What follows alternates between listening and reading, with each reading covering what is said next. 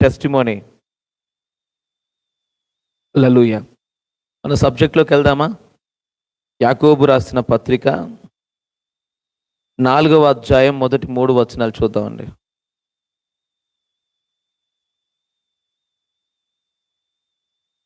Come on quick.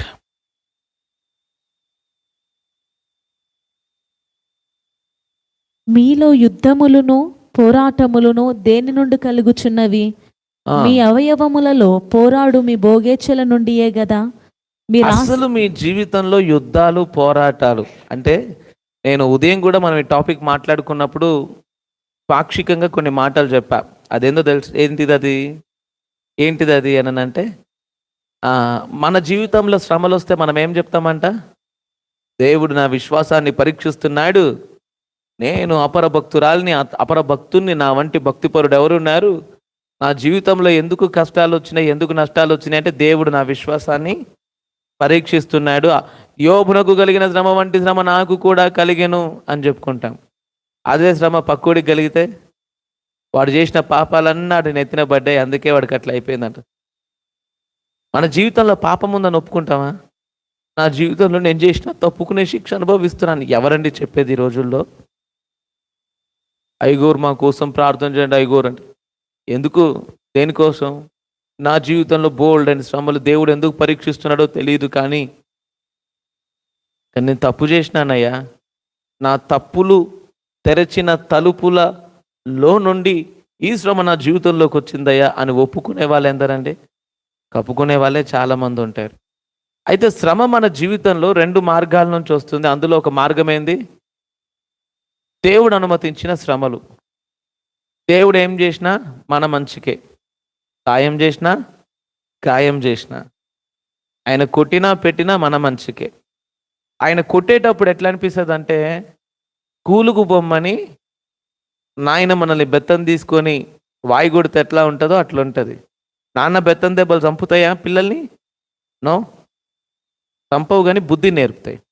So దేవుడు కొట్టినప్పుడు నాయన బెత్తం పట్టుకొని వెంటబడుతున్నట్లు ఉంటుంది. హల్లెలూయా.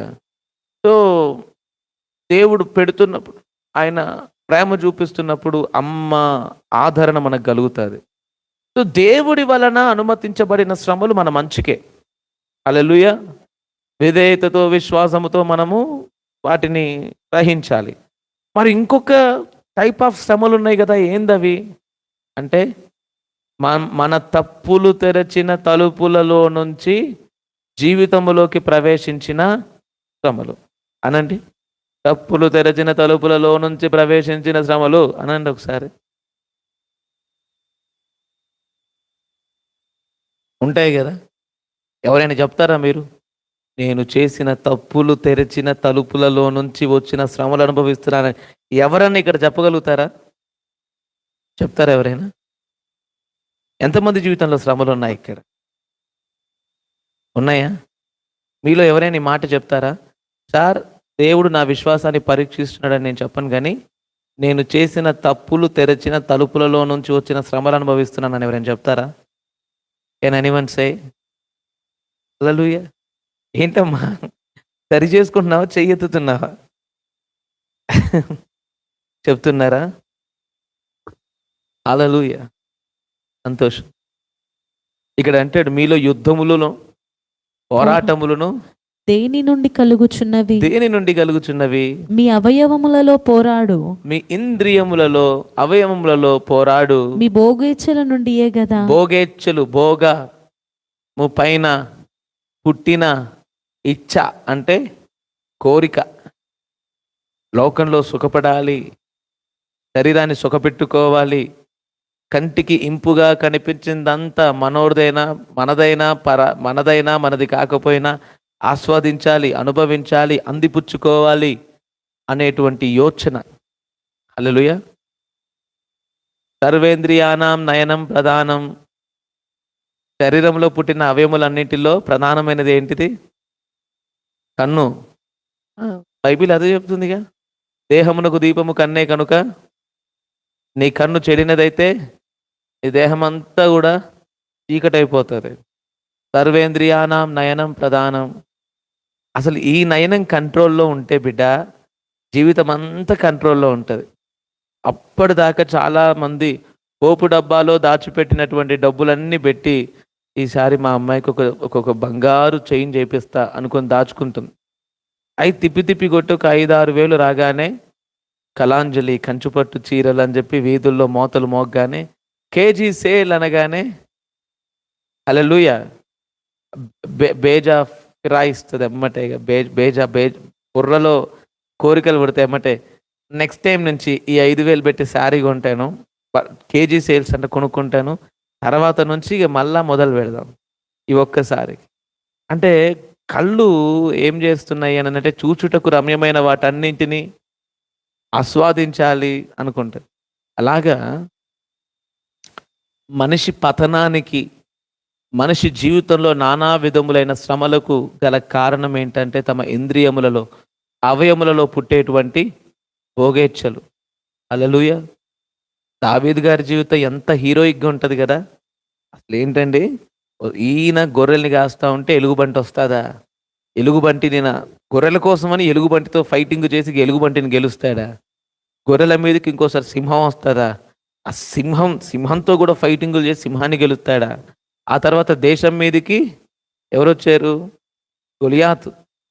గొలియాతును కూడా గెలుస్తాడా? అప్పా అప్పా అప్పా, అసలు చప్పట్లు కొట్టాలి అసలు దావీదు కథ వింటుంటే.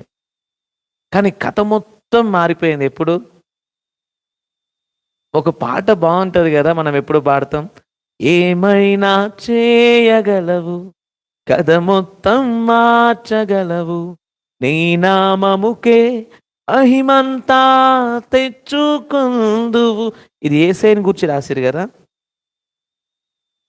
నయనం గురించి ఒక పాట చెప్పనా? ఏమైనా చేయగలదు, కథ మొత్తం మార్చగలదు, నీ బ్రతుకంతా నరకము పాలు చేయగలదు.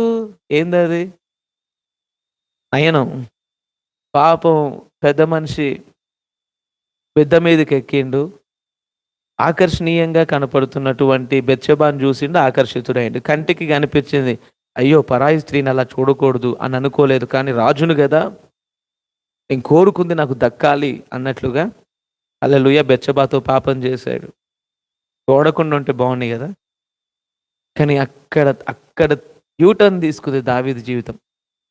అసలు ఎన్ని శ్రమలు, ఎన్ని ఇబ్బందులు, ఎన్ని ఎన్ని ఎన్ని ఎన్ని ఎన్ని ఎన్ని తర్వాత దావీదు కథ నాకు చాలా భయంకరంగా అనిపిస్తుంది. అంటే నార్మల్గా మీకు అనిపించవచ్చు, కానీ ఆయన ప్లేస్లో ఉండి ఆయన కుమారుడు చంపబడ్డప్పుడు ఆయన కుమార్తె విషయంలో జరిగిన అన్యాయము ఇవన్నీ చదువుతుంటే, ఒక తండ్రి స్థానంలో ఉండి చదువుతుంటే గుండె పిండేసినట్టు అనిపిస్తుంది. ఏది విత్తితే అదే కోస్తాం అనండి. యాపగింజలు విత్తి అనాలి. ఇట్లానండి, ఇట్లా పెట్టండి పద్మా అండి. అంతలా ఉండదు, యాపగింజ ఎంతే ఉంటుంది. యాపగింజలు విత్తి ఆపిల్ పళ్ళు కోయలేము. ఆపిల్ పళ్ళు కావాలంటే ఆపిల్ గింజలే విత్తాలి. యాప గింజలు విత్తితే యాపకాయలు నమలాల్సి వస్తుంది. అవి చేదుగా ఉంటాయి కదా, అంతే కదా. దావీదు అప్పుడెప్పుడో చేసిన తప్పుకు జీవితంలో ఎంత పనిష్మెంట్ అండి. మరి ఆయన 51వ కీర్తనలో ఏడుస్తాడు, పాపము చేశాను, దోషినై ఉన్నాను, తెలిసి ఉన్నవి నా అతిక్రమమే. ఏడుస్తాడు. సరే, దావీదు చావకుండా దేవుడు దావీదును కనికరించాడు, కరుణించాడు. కానీ పాఠం నేర్పించకుండా అయితే దేవుడు విడిచిపెట్టలేదు. హల్లెలూయా. పాఠం నేర్పించకుండా దేవుడు విడిచిపెట్టలేదు. ప్రియులారా, మీ శరీరములో పుట్టేటువంటి భోగ ఇచ్చలను మీరు అదుపులో పెట్టుకోగలిగితే మీ జీవితం ఆశీర్వాదముగా ఉంటుంది. హల్లెలూయా. అప్పుడప్పుడు మనకు నోరు కంట్రోల్లో ఉండదు. చిన్న సారీతో పోయే మాటని మెడకు ఉరిగా తెచ్చుకుంటాం కదా. సారీ అండి, నా తప్పైంది అంటే అయిపోతుంది. కదా. నోటి దూల అప్పుడు ఒక మాట జార్చకపోతే అది తుత్తి అనండి ఒకసారి, తుత్తి అనండి ఒకసారి. అదొక తృప్తి ప్రాణానికి. అత్తు అంటే అప్పుడు ఏం వస్తుందో నాకు అర్థం కాదు. ఆ మాట నోరు బిగబట్టి నోరు పలంతాన మూసేసిన ఆ మాట ఆపరీలు అంటారు, నేను పోతాలే ఒక్కడివే ఉండు, ఒక్కడివే ఇక్కడ కూర్చొని ఏడుస్తూ నన్ను గుర్తు తెచ్చుకున్నప్పుడు అప్పుడు తెలుస్తుంది. అవసరమా? ఏమండి నా తప్పు అయిపోయిందండి, ఇంకోసారి చేయనట్టు అయిపోయిందిగా. నన్ను చూస్తే నువ్వు ఓరపు నా వాళ్ళు. అవసరమైంది స్టేట్మెంట్లు, అవసరమైంది. శరీరంలో పుట్టేటువంటి ఆ తొందరపాటు, ఆ తత్తరపాటుని కాస్త కంట్రోల్లో పెట్టుకుంటే బతికెంత సుఖం కదా. నోట్లో నుంచి బయటికి వెళ్ళినటువంటి మాట, నేను చెప్తున్నాను, నేల మీద డ్రమ్మెడు నీళ్లు కృమ్మరింపజేసి మొత్తం నేలలోకి ఇంకిపోయిన తర్వాత ఆ మట్టిని పిసికి ఆ నీటిని వెనక్కి తీయొచ్చేమో, మేబీ అది సాధ్యమేమో. కానీ నోట్లో నుంచి జారిన మాటను వెనక్కి తీసుకోవటం కష్టం.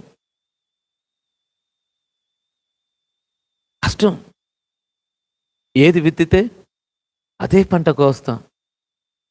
మనం విత్తిన కోపంలో, తాపంలో, చిరాకులో, పరాకులో మనం విత్తిన చిన్న చిన్న మాటలు నీ హ్యాపీయెస్ట్ మూమెంట్లో నేను అటాక్ చేస్తాయి. నీ హ్యాపీయెస్ట్ మూమెంట్లో నువ్వు అంటావు దేవుణ్ణి, ప్రభా ఇప్పుడే నేను గుండె నిండా సంతోషంతో, నోటి నిండా నవ్వుతో ఆనందంగా ఉంటే, ఈ ఆనందం పట్టుమని 10 నిమిషాలైనా లేకుండా ఎమ్మటే ఒక విషాదమా? ఏంటి ప్రభువా, ఎందుకు నా కన్నీటిని చూచి నువ్వు ఆనందించవని రాయబడింది. ఎందుకు అంటే ఒకనాడు నువ్వు ఆ మాట అన్నందుకు.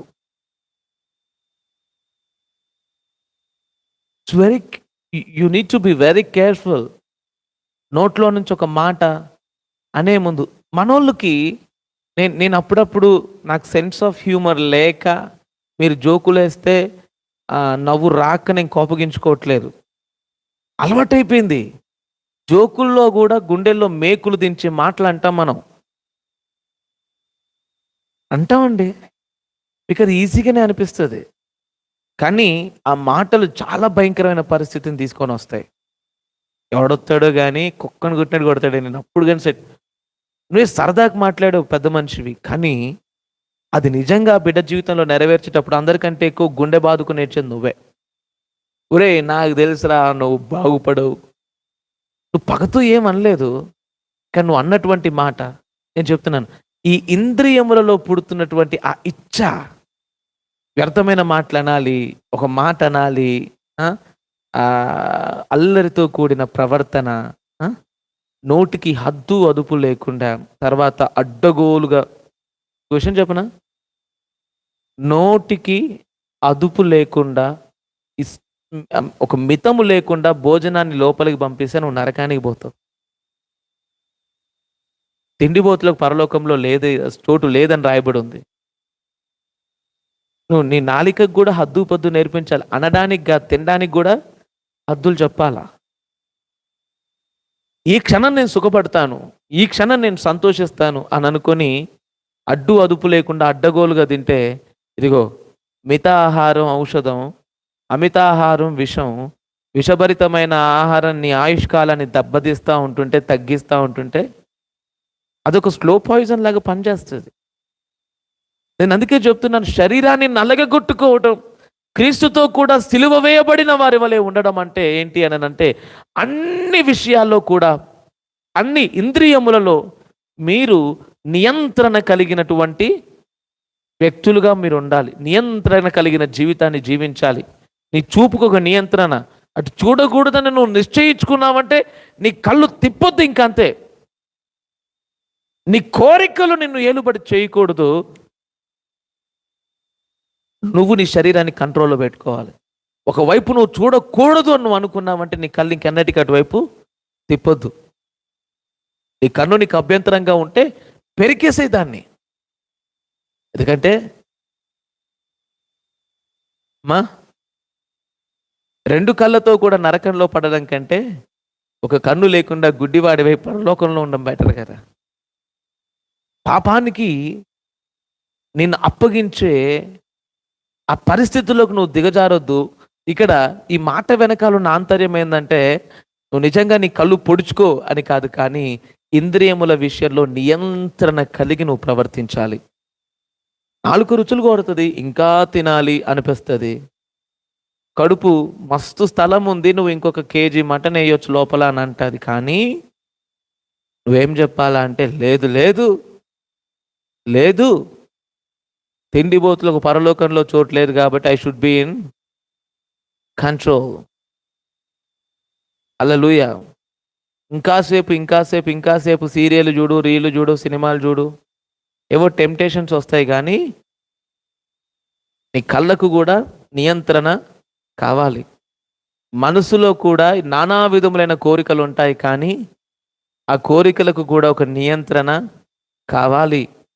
చాలామంది పేదవాళ్ళు అయిపోవడానికి గల కారణం ఏంటంటే, అవసరానికి మించి అప్పులు చేయటం, గొప్పలకు పోవటం. గొప్పలకు పోయి అప్పులు చేసిన తర్వాత గొప్పోడుగా నిన్ను చూసిన సమాజం ఎక్కడ మళ్ళీ తక్కువ వాడిగా చూస్తాదో, నీ అప్పులు తప్పులుగా ప్రజలకు ఎక్కడ కనపడతాయో అని అప్పుల్ని తీర్చడానికి తప్పులు చేయటం, ఆ తప్పు ద్వారా ముప్పు రావటం, ఆ ముప్పు ద్వారా నిప్పుల్లో పడుకున్న పరిస్థితుల్లోకి వెళ్ళిపోవటం. అంతేగా. మనసుకు నియంత్రణ లేనప్పుడు కుటుంబం చెల్లాచెదురైపోయింది. గొప్పలోకి పోయి అప్పులు చేస్తాం, అప్పులు తీర్చడానికి తప్పులు చేస్తాం, తప్పులు మనల్ని ముప్పుల్లోకి నెట్టేస్తాయి, ముప్పులు మన నెత్తి మీద నిప్పులు కురిపిస్తాయి. అవసరమా? అవసరమా? నీకు విషయం తెలుసా? మీ కళ్ళు తెరుచుకునేలాగా నేను ఒక మాట చెప్తా. నువ్వు ఖరీదైన బట్టలు వేసుకొని హుందాగా ప్రజలకు కనబడితే కొంతమంది, వా మేడం గారు చాలా రిచ్ అనుకుంటాను, నమస్తే మేడం బాగున్నారా అని కొద్దిమందే అంటారేమో.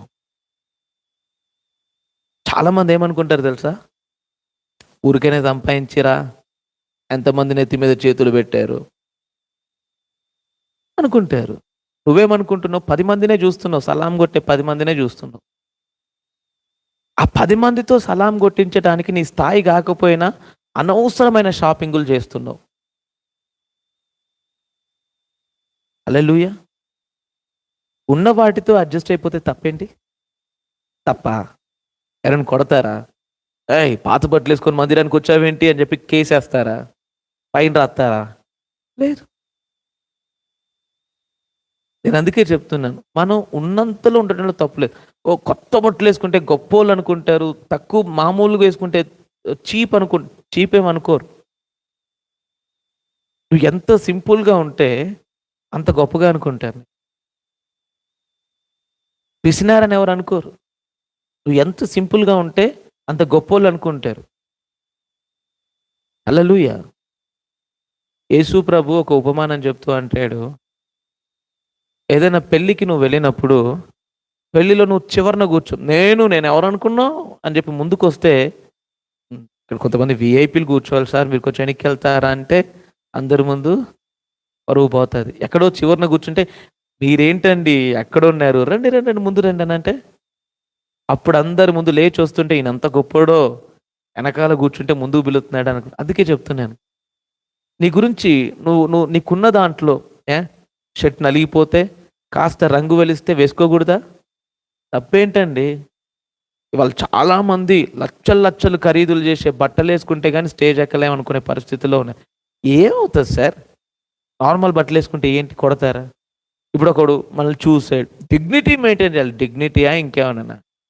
డిగ్నిటీ లేదు, దిష్టి బొమ్మ లేదు. Be simple.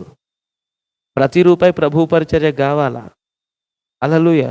నేను చెప్తున్నా, రేపు పొద్దున మన సంఘంలో 1,00,000 మంది వచ్చినా సరే నేను లక్షణంగా ఇట్లాంటి బట్టలే సింపుల్గా వేసుకునే ఉంటా, నాకేం అవసరం లేకుండా. ఎందుకు? ఇప్పుడు వచ్చారు ఒక మంచి వ్యాపారవేత్త మన మధ్యలో ఉంది. ఆ వ్యాపారవేత్త సాదా సీరా బట్టలు వేసుకొని వచ్చినప్పుడు చూసినప్పుడు ఏముందామె, ఏమో లేక మిడిల్ క్లాస్ ఉమెన్ అని చెప్పి అందరం అనుకున్నాం. అప్పుడు ఇక్కడ ఉన్నటువంటి ఇంకొక ఆవిడ అంటారు, ఆవిడ ఎవరు అనుకున్నావు, ఆవిడ ఒక బిజినెస్ మ్యాగ్నెట్ అనగానే, ఆవిడ పెద్ద బిజినెస్ మ్యాగ్నెటా, కానీ ఎంత సింపుల్గా ఉంది ఆవిడ, ఫ్యాన్ అయిపోతారు నీకు. అంత పెద్ద బిజినెస్ మ్యాగ్నెట్ అయ్యండి ఎంత సింపుల్గా ఉండింది ఆవిడ అనుకుంటారా లేదా? అందుకే చెప్తున్నా, ఎందుకు గొప్పలు? నీ ఇంద్రియములలో పుట్టేటువంటి, నీ అవయవములలో పుట్టేటువంటి భోగ ఇచ్చలు నీవు నియంత్రణలో పెట్టుకోగలిగితే జీవితం సుఖమయం. నానా విధములైన యుద్ధములు, పోరాటములు దేని వల్ల కలుగుతున్నాయి చెప్పండి, చదవాలి మళ్ళా. భోగేచ్ఛలు. Read again. మీలో యుద్ధములను పోరాటములను దేని నుండి కలుగుచున్నవి? మీలో యుద్ధాలు పోరాటాలు దేని నుంచి కలుగుచున్నవి అంటే దేవుడు అనుమతించలే వీటన్నిటిని బిడ. ఫర్ యువర్ కైండ్ ఇన్ఫర్మేషన్, దేవుడు ఎందుకో మమ్మల్ని ఇలాగ శోధనకు అప్పగించాడు. దేవుడు ముందు నిందలేసే ముందు నిజాలు తెలుసుకోండి. సమస్య దేవుడు అనుమతించాడా, మీ కోరికలు ఇచ్చుకొచ్చాయా? చెప్పండి. కోరికలే. నీ కోరికలు పాతాళము వంటి పరిస్థితుల్లోకి నీ నీడ్చుకెళ్ళిపోయాయి. ఎక్కడ పుట్టాయి కోరికలు? అవయవములలో. రమ్యమైన వాటిని చూచుటకు రమ్యమైన వాటిని కోరుకునే కన్నులు, ఈ లోక పాపాన్ని ఆకర్షించే మనస్సు, దురద చెవులు, రుచిని కోరే నాలుక, అనవసరమైన ఆడంబరాలు, వదరుబోతు మాటలు. కొన్ని మాటలు అంటే కానీ హల్లెలూయా కొంతమందికి తృప్తిగా ఉండదు. అలాంటి పరిస్థితులు ఇవి నియంత్రణలో ఉంటే జీవితం చాలా ప్రశాంతం. మీరు అనుకుంటున్న, మీరు అనుభవిస్తున్న దాదాపు శ్రమలు దేవుడు తెచ్చిపెట్టినవి కాదు బిడ్డ, మనం తెచ్చుకున్నాయే. అర్థమవుతుందా? అనుభవిస్తున్న చాలా శ్రమలు మన నోరు అదుపు లేక తెచ్చుకున్నాయి కొన్ని, మన కోరికల అదుపులో లేక తెచ్చుకున్నవి మరికొన్ని. అంతేనా కదా? హల్లెలూయా. ఒక ఆయన షార్ట్ టైంలో నేను రిచ్ అయిపోవాలి అని చెప్పేసి భయంకరమైన లోన్లు తీసుకొని దేవుడు చిత్తమా కాదా తెలుసుకోకుండా పెద్ద పెద్ద ఇన్వెస్ట్మెంట్లు పెడితే సడన్గా కాలం కలిసి రాక మొత్తం అంత దేశమే కరువులోకి వెళ్ళిపోయిన పరిస్థితిలో ఉన్నప్పుడు, అట్లాంటి స్థితిగతుల్లో ఏం చేయాలో అర్థం కాక అప్పు చేసి ఈఎంఐలో కొన్న వాటిని సగం రేటుకే అమ్ముకొని మిగతా సగం ఈఎంఐలు కట్టాలి అని అంటే అసలు చచ్చిపోతే బాగుండు అనుకునేటువంటి పరిస్థితుల్లోకి వెళ్ళిపోయాడు. అసలు ఇంతటి దాష్టికానికి దారి తీసిందేంటి? షార్ట్ టైంలో నేను రిచ్ అయిపోవాలి అనేటువంటి కోరికే కదా. వద్దు మనకు. అంటే ఈ యుద్ధం, ఈ పోరాటం ఎక్కడి నుంచి వచ్చిందండి? అక్క వాళ్ళతో ఈ మాట చెప్పండి, పిలిచి చెప్పండి, గట్టిగా చెప్పండి, వీలైతే ఒకటి గిచ్చి చెప్పండి. ఏమని చెప్తారు? నీ శరీరంలోని గట్టిగా అవయములలో పుట్టే భోగేచ్ఛల మూలంగానే 90% శ్రమలు మీ జీవితంలో ఉన్నాయి కదా. అంతేనా కదా? హల్లెలూయా. నువ్వు వెళ్ళి కరెంటు ప్లగ్లో ఏలెట్టి ప్రభువా కాపాడు అంటే అది భావ్యమా? కాదు కదా. సరే, ప్రభు వచ్చి విడిపించాడు, మళ్ళీ ప్లగ్లో ఎలెట్టకుండా ఉంటావా? మళ్ళీ పోయి పెడతావు. హల్లెలూయా.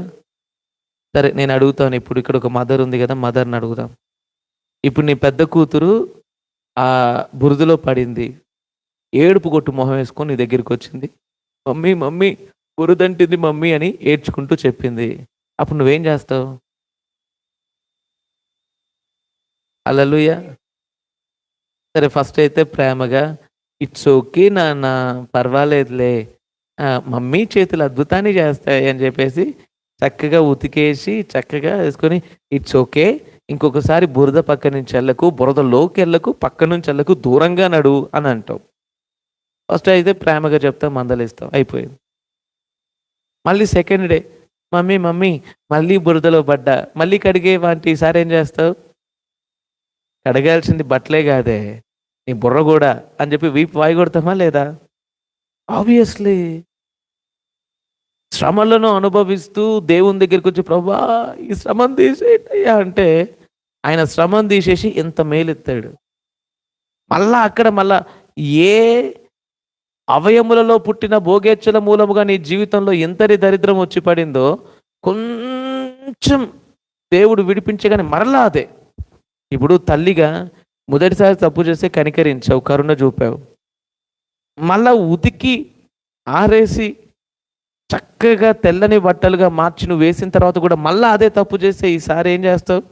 బట్టలు మళ్ళీ ఉతకాలి, తప్పదు, ఉతుకుతావులే, కానీ మనిషిని కూడా ఉతకాలి. మనం కూడా అదే చేస్తాం. శ్రమలతో ఆయన పాదాల చెంతకు వచ్చినప్పుడు కనికర పూర్ణుడై కరుణా సంపన్నుడైన ఆయన మన జీవితంలో కార్యం చేసిన తర్వాత బుద్ధిగా ఉండాలిగా. హల్లెలూయా. ఈరోజు సంఘంలో ఫ్యాషన్స్ మొదలైనాయి. హల్లెలూయా. మీరు ఇలా డిస్కస్ చేస్తారా? పోయిన వారం ఏ రంగు జారీ కట్టుకున్నా, అమ్మో ఈ నెలలో 2 సార్లు కట్టాను, ఈసారి కొత్త అనుకునే వాళ్ళు ఉన్నారా? హల్లెలూయా. ఉంటారులేండి అక్కడక్కడ. హల్లెలూయా. ఉంటారు కదా, ఎవరు ఉండరా? మీ గురించి ఎవరన్నా ఉంటారా? ఉంటారా? అదే మరి. హల్లెలూయా. ప్రతిసారికి తగ్గట్టు మ్యాచింగ్ బైబిల్ ఏంటి, జ్యువెలరీ అంట. ఆ తర్వాత బైబిల్ అట్టా కూడా మ్యాచింగులు చూస్తున్నారని విన్నాను ఈ మధ్య. ఉందా అది? బైబిల్కి కవర్స్ ఉంటాయి కదా, 4-5 రంగుల కవర్లు తెచ్చుకొని ఈరోజు ఏ కలర్ శారీ కడతామో బైబిల్ అట్ట మార్చేస్తాం. ట్రై చేస్తారా? ఓకే. హల్లెలూయా. తదుపరి చదవాలి.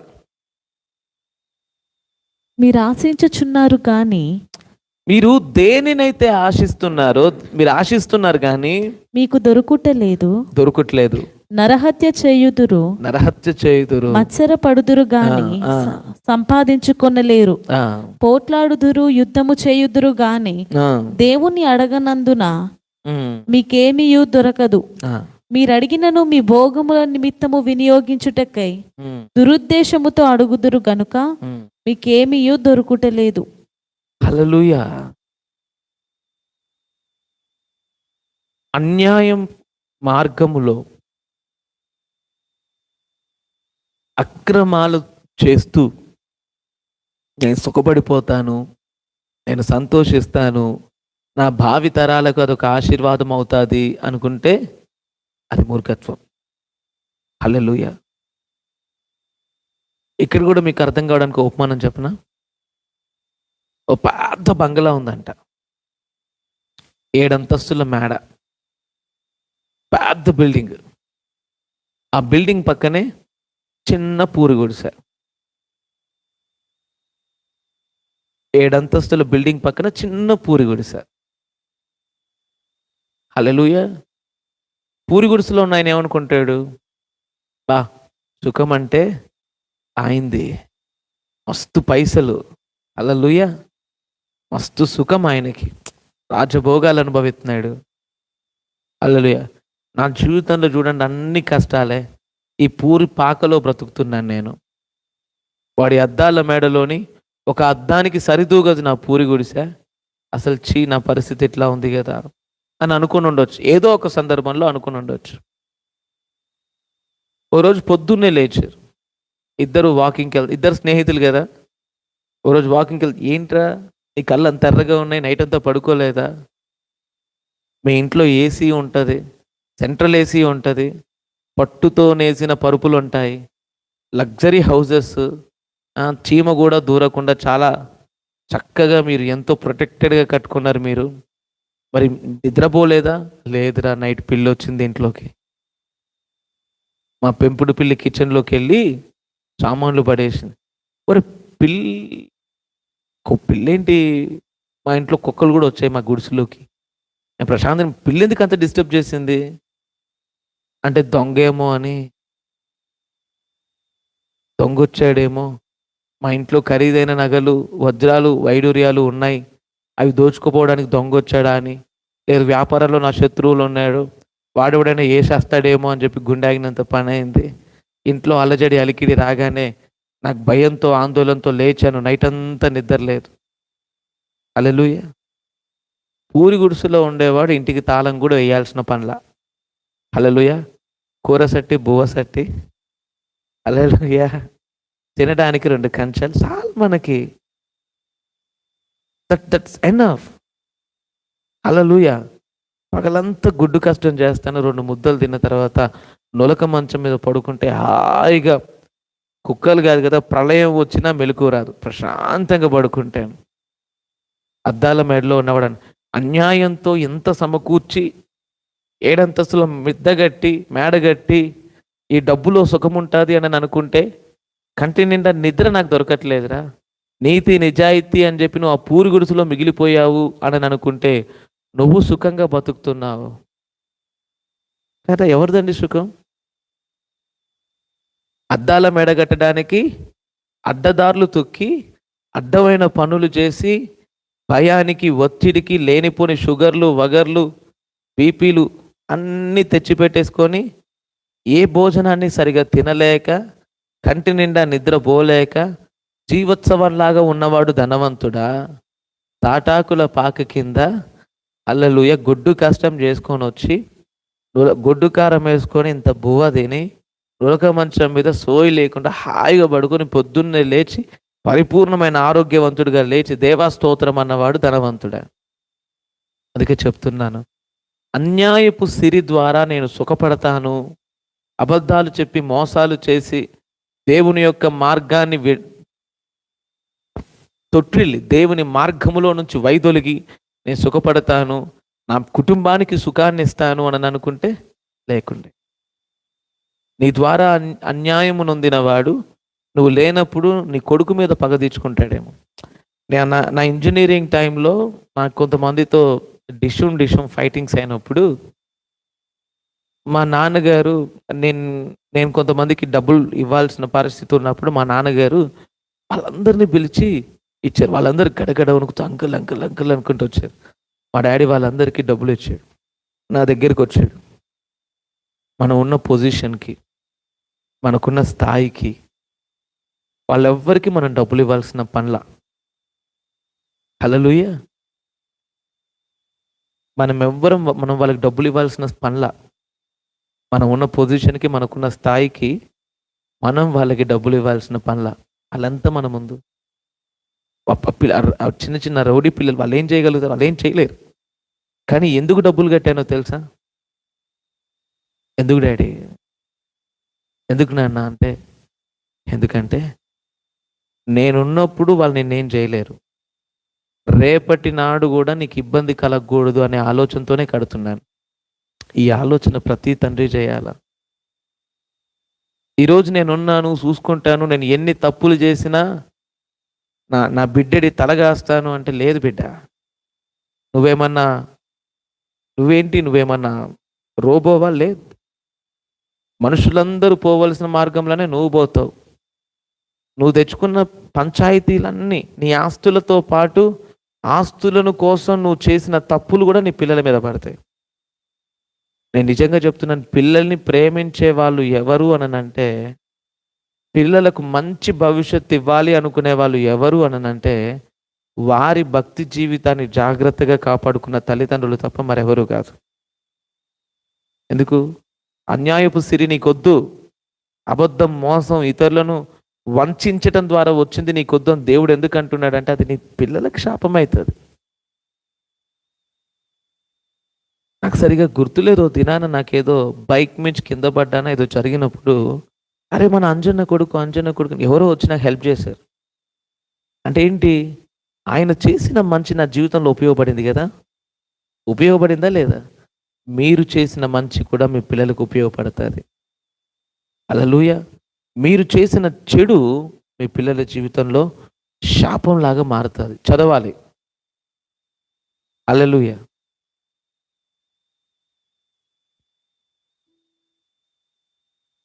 నేను 1 2 3 అంటే ఒకేసారి అందరూ బిగ్గరగా హల్లెలూయా అనండి. 1 2 3. హల్లెలూయా. హల్లెలూయా. రైట్.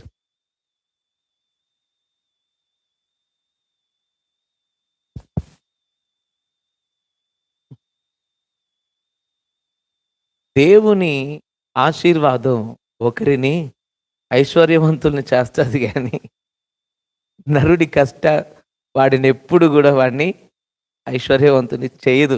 చేస్తుందా? No, not at all. నేను దేవుని పక్కన పెడతాను, దేవుని నీతిని పక్కన పెడతాను, వక్ర మార్గాల్లో అక్రమంగా సంపాదించుకుంటానంటే నువ్వు ఏం చేసినా కూడా అది నీకు మిగలదు. అయితే దేవుని యథార్థంగా అడిగితే నీకు దొరుకుతుంది. దేవుణ్ణి అడిగేది భోగేచ్ఛల కోసం అడిగితే అది నీకు దొరకదు అని అంటాడు. మీరు దేవునిని అడుగనందున, ఇట్ మీన్స్ మీరు దేవుని మీద ఆధారపడనందున, దేవునికి చోటు ఇవ్వనందున, లేదా దేవుని మాటలకు లోబడనందున మీకేం దొరకట్లే. నువ్వెన్ని తప్పులు చేసినా చివరికి జీవితం తుప్పుబట్టిపోతుంది తప్ప మరేమి కాదు. కాబట్టి మీరు అడగాలి, దేవుని మీద ఆధారపడాలి.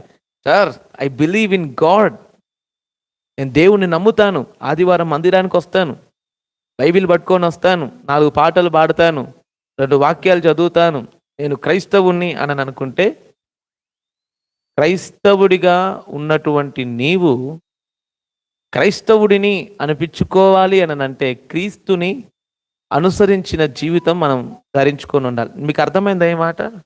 ఈ స్టేట్మెంట్ నీకు అర్థమైందా? క్రైస్తవులు ఎవరు అని అంటే బాప్తిమం తీసుకొని బైబిల్ పట్టుకున్న ప్రతోడు క్రైస్తవుడు కాదు. క్రీస్తుని అనుసరించు వారే క్రైస్తవులు. హల్లెలూయా. ఎవరు క్రైస్తవులు? మరి క్రీస్తుని వెంబడించాలంటే ఏ క్వాలిటీస్ ఉండాలా? ఈక్వాలిటీస్ ఉండాలా అంటారా? ఏ క్వాలిటీస్ ఉండాలా క్రీస్తుని వెంబడించాలంటే? ఈక్వాలిటీస్. హల్లెలూయా. నన్ను వెంబడించగోరు వారు తమను తాము ఉపేక్షించుచు తమ సిలువెత్తుకొని అనుదినము నన్ను వెంబడించవలెను. హల్లెలూయా. ఏం తింటున్నాం, ఏం తాగుతున్నాం, ఏం ధరించుకుంటున్నాం అనే ఆలోచననంతటినీ పక్కన పెట్టి దేవుని మహిమార్థమై జీవించే అనుభవంలోనికి వెళ్ళువాడు, దేవుని మహిమ కోసమే బ్రతుకుతున్నాను అన్న అనుభవంలో ఉన్నవాడు మాత్రమే నిజమైన క్రైస్తవుడు. తప్పితే బంగళాలు కడతాం, బండ్లు కొనుక్కుంటాం, బంగారం కొనుక్కుంటాం, దేవుడు మా తలెత్తిండు, దించే సమయం కూడా వస్తుంది. హల్లెలూయా. దేవుడు తలెత్తిండు, మేము మస్తు స్టైలు పడతామని కాదని. హల్లెలూయా. సో దేవుడు తన నామ మహిమార్థమై తన బిడ్డల ద్వారా తన కార్యములను జరిగించుకుంటాడు. ఆయన మాటకు లోబడే బిడ్డల ద్వారా ఆయన కార్యాలు జరిగించుకుంటారు. ఈరోజు దేవుణ్ణి సేవిస్తున్నాం, దేవుణ్ణి ప్రేమిస్తున్నాం అనే ముసుగులో దేవుని దగ్గరికి వచ్చి భోగముల నిమిత్తమై వినియోగించుటకై దురుద్దేశంతో అడుగువారు లేరా? అవసరాలకి కోరికలకు మధ్యలో వ్యత్యాసం తెలుసా? ఎవరైనా చెప్తారా? నిస్సి చెప్తుందంట. ఏంటిది అవసరం, ఏంటిది కోరిక?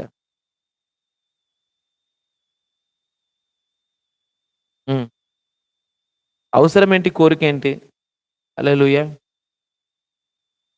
ట్రాన్స్పోర్టేషన్కి కనీసం బస్కి టికెట్ అయినా కావాలి అనుకోవడం అవసరం. హల్లెలూయా. తక్కువ డిస్టెన్సే, అనవసరంగా నేను కారులో ఫోజులుగా పోతాననుకుంటే కోరిక. హల్లెలూయా. దేవుడు మన అవసరాలు తీరుస్తాడు, కోరికలు కాదు. హల్లెలూయా.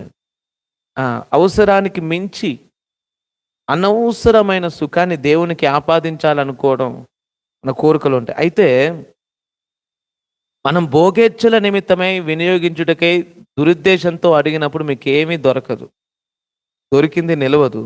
మనం ఏం అడిగినా కూడా మనం దేవుని మహిమార్థమై అడగాలి. ఇక్కడ మాట్లాడుతున్నాడు చూడండి, మీరు అడిగినను మీ భోగముల నిమిత్తము వినియోగించుటకై దురుద్దేశముతో అడుగుదురు కనుక మీకేమీ దొరుకుటలేదు, దొరికినా నిలబడుటలేదు.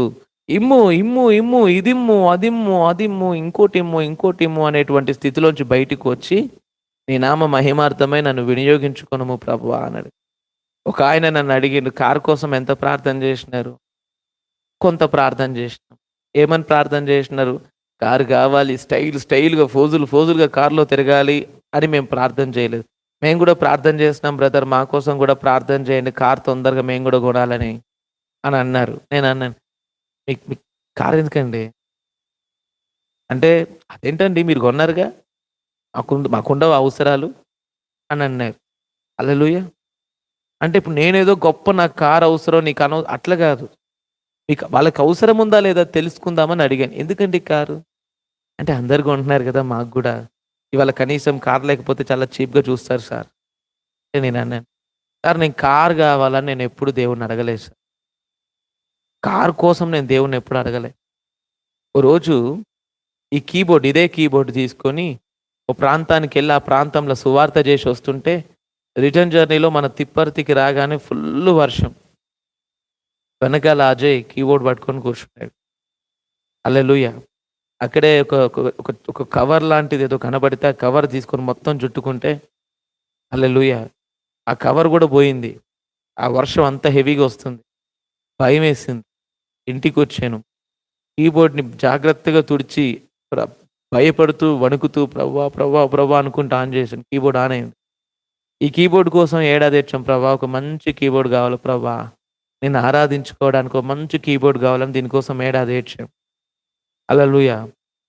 సో దేవుడు కృప చూపించి ఒక ద్వారం తెరిస్తే దాని మూలంగా కీబోర్డ్ కొనుక్కు ఇప్పుడు అడగడం మొదలుపెట్టా, ప్రభా చాలా దూర ప్రాంతం పోయొచ్చు, కీబోర్డ్ ఇవన్నీ ఎక్విప్మెంట్స్ అన్నీ తీసుకొని పోవాలంటే బండ్ల మీద పోడు కష్టమైతే, చిన్న వెహికల్ ఉంటే ఆ సౌండ్ ఎక్విప్మెంట్ ఇదంతా కూడా కార్లో వేసుకొని ఏడికంటే అడిగి పోతాం కదా ప్రభా అని ఏడిస్తే, అప్పుడు దేవుడు కారు కోసం ఏడ్చామా, పరిచర్య కోసం ఏడ్చామా?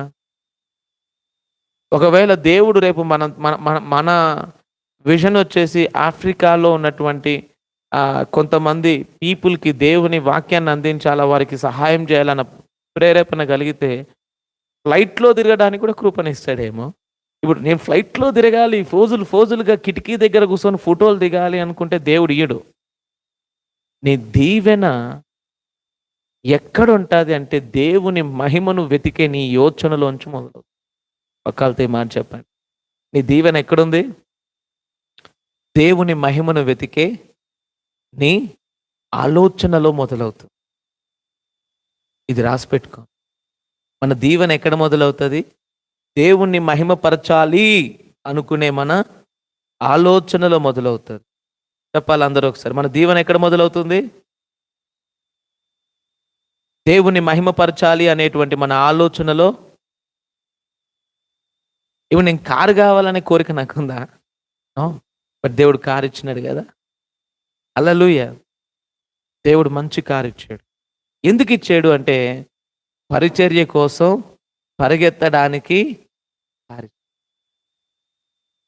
అవసరమైతే ఆయన విమానం కూడా ఇవ్వగలిగిన సామర్థ్యం కలిగిన వాడు. అయితే విమానం కొనాల, ఫోజులు కొట్టాలనే కోరిక మనకు ఉండకూడదు, కానీ దాని అవసరత నీకు ఉండాలి.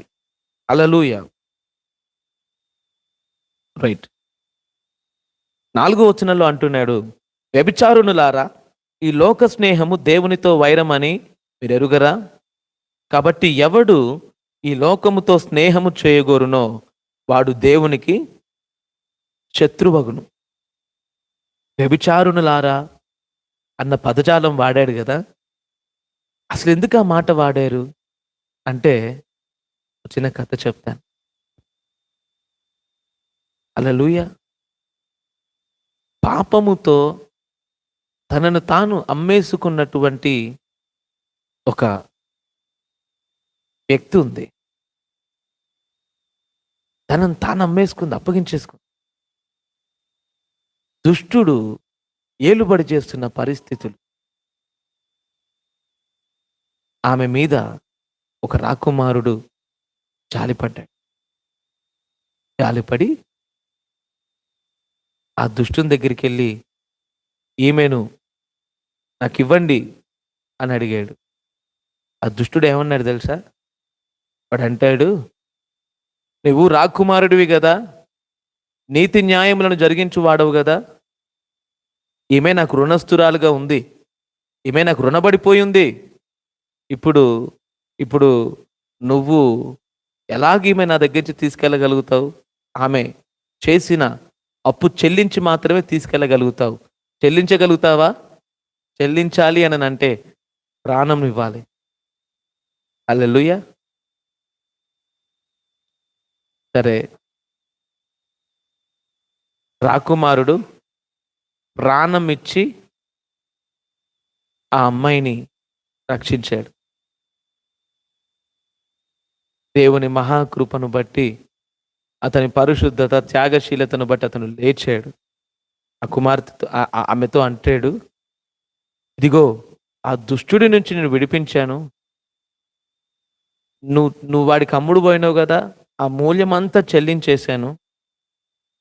ఇక నువ్వు మళ్ళీ వాడి దగ్గరికి వెళ్ళమాకు, నేను వస్తాను. మా నాయన దగ్గరికి వెళ్ళి మన కోసం రాజ్యాన్ని సిద్ధపరిచి వస్తాను. వైభవంగా నేను తీసుకుపోతా. నేను వచ్చేంత వరకు నువ్వు జాగ్రత్తగా ఉండు అని చెప్పి ఈయన పోయినాడు. ఇప్పుడు చెప్పండి, రాకుమారుడు తన ప్రాణం ఇచ్చి సంపాదించుకుండు కదా ఆమెని. ఇప్పుడు ఆమె మళ్ళా దుష్టుడికి అమ్ముడు పోతాను అంటే ఎట్లా ఉంటుంది? మీకు ఎంత కోపం వస్తుందండి? రాకుమారుడు అసలు నీ మీద జాలి చూపించడం ఎక్కువ. చిన్న సన్న త్యాగమా? ప్రాణం ఇచ్చి కొన్నాడు నిన్ను, మళ్ళీ వస్తా అంటే వచ్చేంత వరకు ఆగకుండా మళ్ళా దుష్టుడికి అమ్ముడు పోతావా అని చెప్పి నీకు చాలా అసహ్యం వేస్తుందా? నేను చెప్తున్నా, ఆ స్త్రీ ప్లేస్లో మనమే ఉన్నాం. ఆ రాకుమారుడి ప్లేస్లో యేసయ్య ఉన్నాడు. యేసయ్య, నేను వస్తా, నేను తిరిగి వస్తా, నేను వచ్చేంత వరకు నీ పరిశుద్ధతను కాపాడుకో, జాగ్రత్తగా ఉండు అని అంటే మనమేం చేస్తున్నాం తెలుసా బిడ్డ? తిరిగి మళ్ళా ఏ దుష్టుడైతే ఆ రాకుమారుడి ప్రాణాన్ని గోరిండో ఆ దుష్టునితో సోపతి చేస్తున్నాం. అందుకే ఆయన అంటాడు, నీ భర్తగా, హల్లెలూయా, వరుడిగా నేను రానుండగా వధువైన నీవు మరలా ఈ లోకానికి నిన్ను నువ్వు అప్పగించుకుంటే ఏమని పిలవాలా? అందుకే అంటాడు, వ్యభిచారునులారా, ఈ లోక స్నేహము దేవునితో వైరమని మీరు ఎరుగరా? కాబట్టి ఎవడు ఈ లోకముతో స్నేహము చేయగోరునో వాడు దేవునికి శత్రువగును. దేవుని పట్ల ఈరోజు మనం ఒక శత్రువులాగా వ్యవహరిస్తున్నామేమో బిడ్డ. పాపము చేయు ప్రతివాడు యేసయ్య గాయాలను రేపుతున్నాడు. నేను ఇక్కడ ఒక బలమైన స్టేట్మెంట్ ఇస్తాను. ఒక చిన్న బ్రేక్ తీసుకుందాం. బలమైన స్టేట్మెంట్ ఏందో చెప్పనా? ఆనాడు యేసయ్యను వీపు మీద పెళ్ళను చరిచిన, ఒళ్ళంతా గాయాలు చేసిన, కొరడాలతో కొట్టిన, మొహం మీద ఉమ్మిన, తల మీద ముళ్ళ కిరీటం పెట్టిన, చేతుల్లో మేకులు, పాదాల్లో బలమైన మేకు, పక్కలో బల్లపు పోటు, తల మీద ముళ్ళ కిరీటం, ఇంతటి యాతన ఆ యాతన గురించి మనం మాట్లాడుతున్నప్పుడు హింస పెట్టిన వ్యక్తుల మీద మీకు చెప్పలేనంత కోపం వస్తుంది కదా. ఆ యేసుని వాళ్ళు ఇంత హింస పెట్టిరు అనిపిస్తుంది కదా. నేను అంటున్నా, వాళ్ళు చేసిన గాయాలు యేసయ్యకు పెద్ద బాధ అనిపించలేదు, కానీ ఇప్పుడు నువ్వు నేను చేస్తున్న గాయాలు యేసయ్యకు పెద్ద బాధ అనిపిస్తుంది. హల్లెలూయా. ఎట్లా బాధ అనిపిస్తున్నాయి సార్ అని అంటే, ఇప్పుడు పద్మాంటి మీరు అట్లా కూర్చున్నారు, మీ అబ్బాయి పక్కనే నడుచుకుంటూ వెళ్ళి చూడకుండా మీ కాలు దొక్కాడు, మీ కాలు చాలా హర్ట్ అయింది, చాలా దెబ్బ తాకింది, చాలా గట్టిగా తాకింది. మీకు మీ అబ్బాయిని శపిస్తారా? తిడతారా? నాన్న చూసుకోవాలి కదా నాన్న అని చెప్పిన అంటారు. బాధపడతారా? లోపల బాధపడరు. కానీ మీ అబ్బాయి ఈసారి కావాలనే మీ కాల్ని బలంగా తొక్కి మిమ్మల్ని బాధ పెడితే ఏమంటారు? మీరు ఏడుస్తారు కదా, గుండె కోసేసినట్టు అనిపిస్తుంది కదా. ఎందుకు నా కొడుకు నేనంటే ఇంత ద్వేషం అనిపిస్తుంది కదా. తెలియక చేసినప్పుడు ఇక్కడ బాధ కాదు, ఇక్కడే బాధ అవుతుంది. తెలియక కాలు దొక్కితే కాలు దగ్గరే బాధ అవుతుంది, గుండెల్లో బాధ కాదు. తెలిసి కాలు దొక్కితే కాలికే కాదు, గుండెకు కూడా బాధ అవుతుంది. ఆనాడు వాళ్ళకి ఆ యేసు క్రీస్తు అని తెలియదు. అందుకే వాళ్ళు సిలువ వేస్తున్నారు. కానీ ఈరోజు మనకి ఆయన దేవుడు అని తెలిసిన, ఆయన మార్గం ఇది అని తెలిసిన, మనం ఇలాగుంటే ఆయనకు నచ్చదు అని తెలిసిన, యేసయ్య ఏదైతే వద్దంటాడో దాన్నే హద్దుకుంటాం, ముద్దు పెట్టుకుంటాం అనే పరిస్థితిలోకి వెళ్ళిపోయింది సమాజం. నాడు యేసయ్య మీద జులిపించిన కొరడా దెబ్బల కంటే ఈనాడు మనం చేస్తున్న అపరాధములనే కొరడాలు ఆయనని ఎక్కువ గాయపరుస్తుంది. That is the dangerous. లోకంతో స్నేహాన్ని విడిచిపెట్టాలి. మరలా ఈ వాక్యం నుంచి మొదటి వాక్యానికి నేను లింకు పెడతా. 6 నెలలు సహవాసం చేస్తే 6 ఈరవుతారు, ఈరు 6 అవుతారు కదా. 6 నెలలు సహవాసం చేస్తే వాళ్ళు వీలవుతారు. నేను అంటాను దట్స్ ట్రూ. సైకాలజీ కూడా అదే చెప్తుంది. ఒక వ్యక్తితో సహవాసం చేస్తున్నప్పుడు ఆ వ్యక్తిని అబ్జర్వ్ చేస్తూ ఆ వ్యక్తిలోని గుణాలను నువ్వు తెలియకుండానే ఒకానొక టైంలో నేను కొంతమంది వ్యక్తులతో ఉంటున్నప్పుడు వాళ్ళు బాగా బూతులు అంటుండేవారు. రోజు నేను ఇంట్లో ఏదో సందర్భంలో ఏదో మాట్లాడుతూ ఏదో పెడాలని ఒక పెద్ద బూతు మాట అనేసి ఇట్లా పెట్టుకున్నాను. వెంటనే నేను ఈ మాట మా ఇంట్లో వేలు రాళ్ళకే తోలు తీస్తారు మమ్మల్ని. హల్లెలూయా. మరీ చిన్న పిల్లల విషయంలో కొందరి విషయంలో రాళ్ళు ఓకే, కానీ వే అనే మాటలు మా ఇంట్లో ఉంటే చింపేసేవాళ్ళు. హల్లెలూయా. సో అంత స్ట్రిక్ట్గా ఉండే ఫ్యామిలీ. నేను సడన్గా బూతు మాట అనేయగలిగాను. సహవాసాలు అలాగైపోయినాయి. ఈరోజు మీ శరీరంలో భోగేచ్ఛలు ఎట్లా పుడుతున్నాయి? సంగమా, ఈరోజు మన మనస్సుల్లోకి లోకపు పాపపు యోచనలు ఎలాగొస్తున్నాయి అంటే మన స్నేహము లోకంతో ఉంది కాబట్టి. ఆదివారం మందిరంలో గడుపుతున్నాం. సోమవారం నుంచి శనివారం వరకు ఏం చేస్తున్నాం? ఎవరితో మాట్లాడుతున్నాం? దేని గురించి మాట్లాడుతున్నాం? లోకమును దాని ఆశలను గతిస్తాయి. దేవుని చిత్తము చేయవాడు నిరంతరం నిలుస్తాడు. నీ ఫెలోషిప్ అంతా కూడా సంఘంతో ఎక్కువ ఉండాలి. ఆమె షాపింగ్కి రా అంటే పోతేవి, రా నీకు ముచ్చట చెప్తా అంటే పోయి కూర్చుంటేవి. నీకు అనవసరమైన పంచాయతీ నువ్వేమైనా పోయి తీరుస్తావా? ఓదారుస్తావా? వారి జీవితాల్లో ఏదైనా మారుస్తావా? ఏం చేయలేవు. నువ్వు చేయగలిగింది ఏం లేదు. ఇని ఆ చెత్తంతా బుర్రలోకి తెచ్చిపెట్టుకోవడం తప్పితే చేయగలిగింది ఏమీ లేదు. కానీ మనం పోవాలా? చెప్పు ఏమైంది తర్వాత? ఎందుకు బిడ్డ? తెలియకుండానే లోకపు పాపపు కాంక్ష మనసులోకి వచ్చేస్తుంది. అప్పుడు నీ హృదయములోకి పుట్టిన ఆ కోరిక, నీ హృదయంలోకి ప్రవేశించిన ఆ కోరిక నీ ఇంద్రియములలో పనిచేస్తుంది. నిన్న ఒక ఆవిడ పిలిచింది. వాళ్ళ ఆయన 10,000 పెట్టి ఒక మంచి చీర కొన్నాడు. ఆవిడెందుకు కొనిచ్చుకుంది? నీకు చూపించి నీ ముందులు ఫోజులు కొట్టడానికని. లేదు, నాకు ప్రార్థనకు సమయం అయింది, 3 గంటలకి మా వాళ్ళది విజ్ఞాపన ప్రార్థన ఉంటుంది ప్రతిరోజు అని మీటింగ్లో ఉండాల్సిన నువ్వు అని వాళ్ళు ఏసయ్యా ఏసయ్యా ఏసయ్యా ఏసయ్యా నాలుగు చెవు కోసిన మేకలాగా ప్రార్థన చేస్తూ ఉంటే నువ్వు జాయిన్ అయినవేమో, మంచిగా ప్రేయర్లో ఉంటున్నావేమో అని నేను అనుకుంటే ఆ ఫోన్ మ్యూట్లో పెట్టి పోయి చీర బాగుందిగా, ఏడగొన్నారు, ఎంత అయింది, అవునా, ఈఎంఐ ఆప్షన్స్ ఏమైనా ఉన్నాయా అని అనవసరమైన ముచ్చట్లు. ఆ చీర చూడగానే పడుకున్నా అదే చీర, లేచినా అదే చీర కనపడతా ఉంది. చిన్నగా మీ ఆయన ఇంటికి వచ్చేసిన తర్వాత భోజనం పెడుతూ, అండి ఆమ్లెట్ ఏమంటారా, ఏం కావాలో చెప్పు. ఏం లేదు, ఒక చీర 10,000. ఏంటి 10,000? అంటే ఈఎంఐ ఉందంట, నెలకు 999 కడితే చాలంట. హల్లెలూయా. సేమ్ అదే డూప్లికేట్ శారీ ఇంకొక ఆమె 1000 రూపాయలకు కొనుక్కొని వచ్చింది. ఇప్పుడు చూడాలి ఈమె బాధ. నేను చెప్తున్నాను అంటే ఇప్పుడు ఎక్కడి నుంచి వచ్చింది? ఆమెతో నువ్వు ఒక సహవాసం చేసినప్పుడు ఆ సహవాసంలో ఆమె మూలముగా నీ హృదయంలో కోరిక వచ్చింది. ఆ కోరిక నెరవేర్చడానికి ఇది నీ కుటుంబానికి వాళ్ళకంటే డబ్బులు ఎక్కువనే లేదని చేస్తారు, మనకి ఎందుకంటే. ఆమెతో సహవాసంలో అనవసరమైన కోరిక నీ గుండెల్లోకి వచ్చింది. నీ గుండెల్లోకి వచ్చిన కోరిక నెరవేర్చుకునేంత వరకు నీ మనసు తాపత్రయపడింది. వాళ్ళకది 10,000 ఉంటే ఉన్నాయి, పోతే పోయినాయి అనుకుంటున్నారు. నీకు 10,000 అని అంటే అది నెల సంపాదన కదా. ఈఎంఐలో కొనడం అవసరమా? అంటే నీ సహవాసం ఏం చేసింది? నిన్ను సర్వం ఆర్పేసింది. హల్లెలూయా. సమర్పయామి అర్పించేశారు. మీ కోరికలకి మీ ఆయన కష్టాన్ని అర్పించేశారు. ఇప్పుడు ఏం చేస్తాం మనం ఇంకా? నేను అందుకే చెప్తున్నాను, మీ సహవాసాలు 4వ వచనం నుంచి మరలా 1వ వచనానికి వస్తే, మీ యుద్ధాలకి పోరాటాలకి నెక్స్ట్ మంత్ ఈఎంఐ టైట్ అవ్వగానే ఆయన ఊకుంటాడా? ఈఎంఐలు కట్టే దిక్కు లేదు కానీ 10,000 రూపాయలు చీర కావాలి వీళ్ళకి అని అంటాడు. మా నాయన నన్ను ఎట్లా పెంచిండు, నన్ను ఎట్లా చూసుకున్నాడు, ఇప్పుడు నువ్వు 10,000 చీర కట్టి 10 మాటలు అంటావు.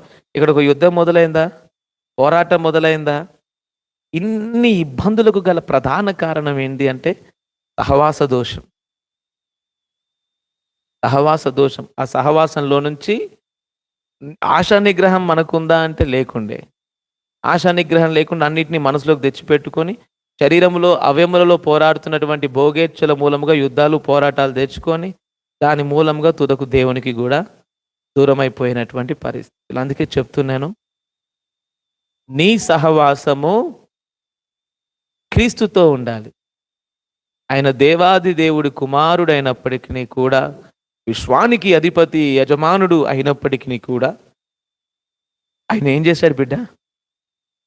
సాదా సీదా ఒక పేద జీవితాన్ని జీవించాడు. ఒక సంపన్న కుటుంబంలో పుట్టాడు యేసు ప్రభు. పేద వడ్ల వారి కన్య అయిన మరియ గర్భమున పుట్టిండు. ఒక సాదా సీదా మధ్యతరగతి జీవితాన్ని జీవించినాడు యేసయ్య. హల్లెలూయా. నిరాడంబర భరితమైన జీవితాన్ని జీవించినాడు యేసయ్య. కాబట్టి ఈరోజు మనం ఎట్లా జీవించాలా మరి చెప్పండి? పక్కలతో చెప్పండి, ఉన్నదాంతో సరిపెట్టుకో. అబ్బా, ఎంత శ్రావ్యంగా ఉందమ్మా మీరు ఈ మాట అంటుంటే. అబ్బా అబ్బా అబ్బా అబ్బా అబ్బా. చెప్పండి మరొకసారి. ఉన్నదాంతో సరిపెట్టుకుంటాను,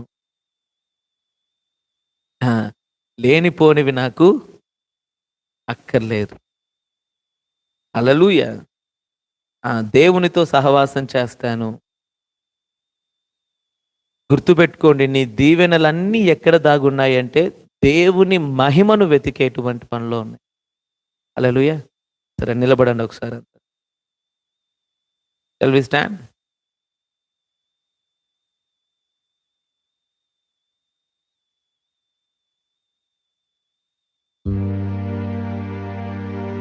Thank you, Holy Spirit.